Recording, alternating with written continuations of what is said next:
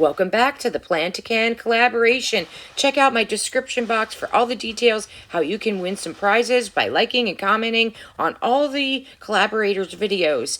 And today I am doing Saucy Sloppy Joe from the Ball Canning book. Let's get started on the recipe.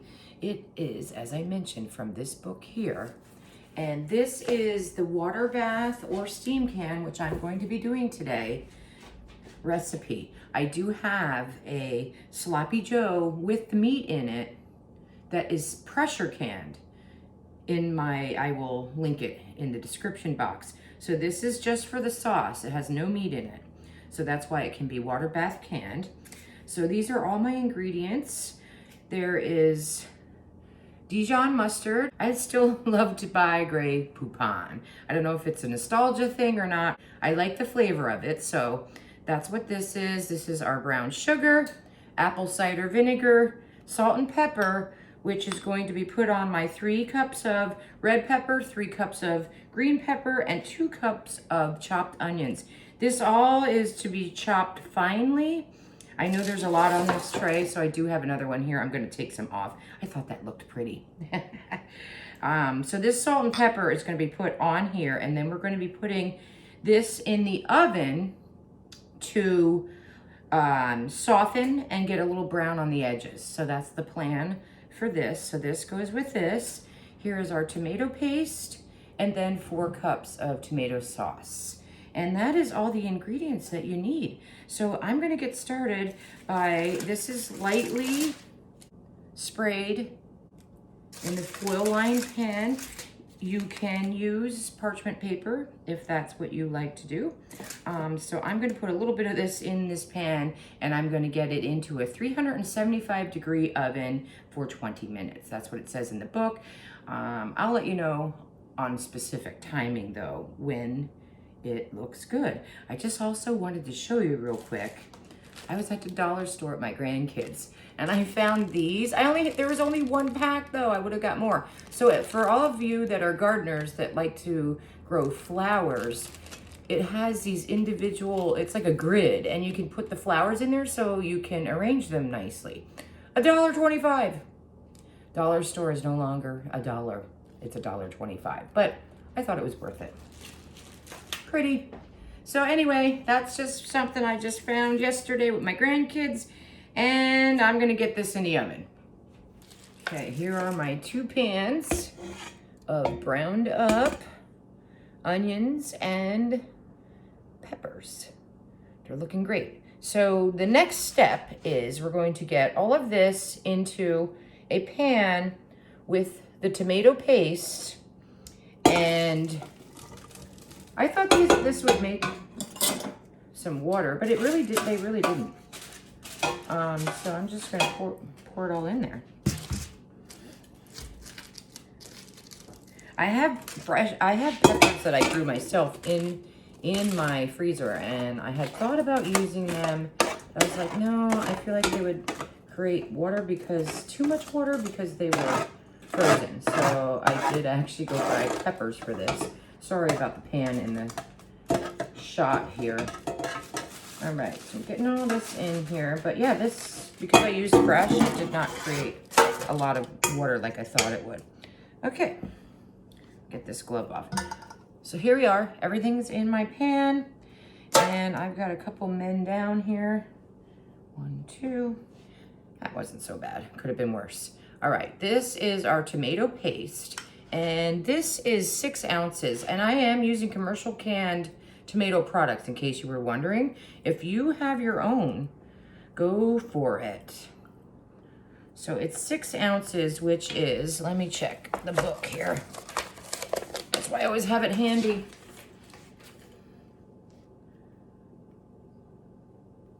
It's a 1/2 cup. 1/2 cup of tomato paste, or a 6-ounce can. We're going to put this on the stove for 5 minutes.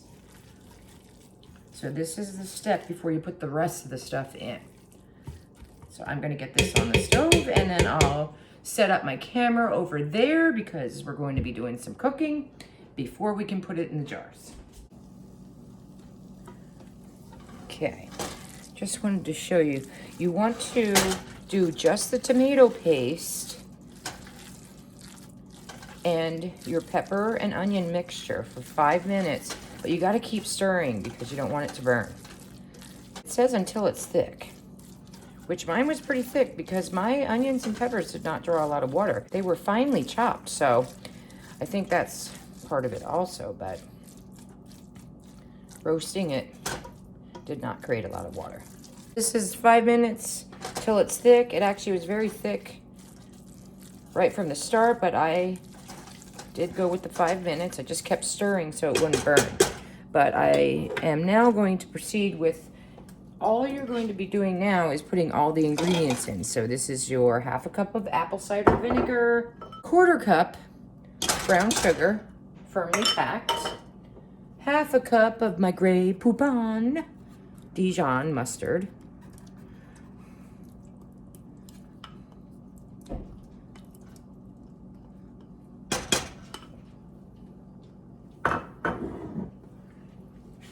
and then 4 cups of tomato sauce. I'm trying to keep my arm out of the way, but I'm a righty, so there's not enough room in my little corner and how my kitchen is set up to put it on the other side. All right, so now this we are going to stir together well and uncovered again. This is going to simmer uncovered 5 minutes. Here's my steam canner. It has 3 quarts of water in it. You can see that it basically comes up right under the rack. Let me just take this out because it is turning on here. That's the water. That's all you need. That's the beauty of it. Less water. And, you know, pick this right up, move it. Easy.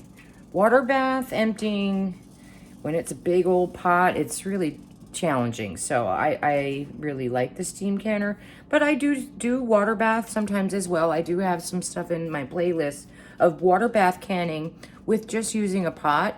So if that's what you have, totally do it. Like, don't let that stop you because I have a steam canner that you can't do this recipe. Nothing is better than making your own food. I did my jars in the dishwasher and then I have them in a bin with hot water in them. That way they would stay tempered. You always want, when you're doing hot pack, warm jar, warm liquid, warm canner. Like everything, needs to be around the same temperature. Or you could leave them in the dishwasher. I just find it easier and quicker to take them out, put them in a pan with hot water waiting for me. This is how the sauce looks. Looks delightful. Smells great, like my kitchen with the onions and peppers. Smells so good. 1/2 inch of headspace. I am doing pints.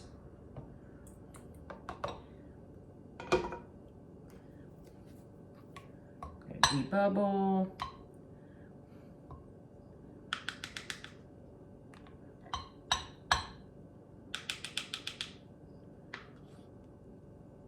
Put that and that over there. And I'm going to wipe my rims. Very important. I am just dipping them in the water, no vinegar. I'm using the water that I have my lid soaking in.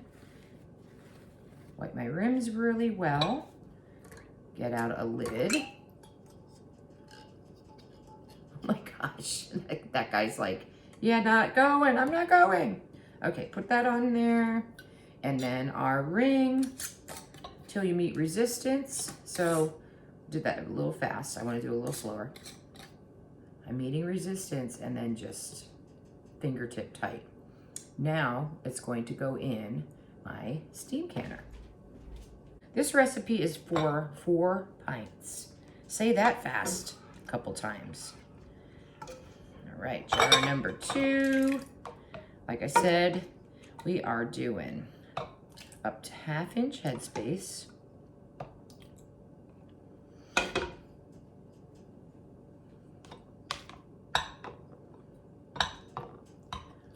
Debubble. Put that there. I'm gonna find a new spot on my towel, but it's still damp because look, it transfers. So you want to kind of keep turning your towel. That way you do not just take it from one spot to another spot, if that makes sense. All right, so we're gonna do our lid on and then our ring. Resistance, then finger tight into the can. Okay, I have 4 pints. That's what the recipe called for. So now I'm going to get started in the canning process. So I will This is how the steam canner works. So you're going to process in your zone. So I am in zone 1. It is green. So now I am going to be processing this for 20 minutes. So you need to check your altitude, and it's that simple. When the arrow gets to your zone of whatever shade of green that may be, that's when you start your timing. So I'm going to start my timing for 20 minutes. Thank you for joining me today at the Miller Life Kitchen. Consider subscribing and don't forget to comment for your chance to win some prizes. I'll see you next time. Thank you for joining me. Bye.